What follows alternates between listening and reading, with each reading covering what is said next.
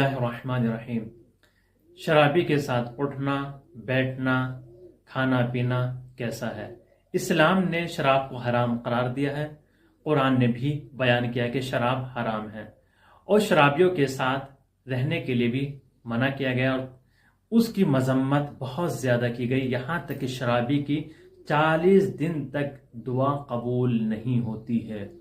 اب آپ انصاف سے بتائیے، جس شرابی کی دعا قبول نہ ہو، جس کی اسلام نے مذمت کی ہو، جو معاشرے میں قوم میں برا ہو، تو کیا آپ اس کے ساتھ رہنا پسند کریں گے؟ بالکل نہیں۔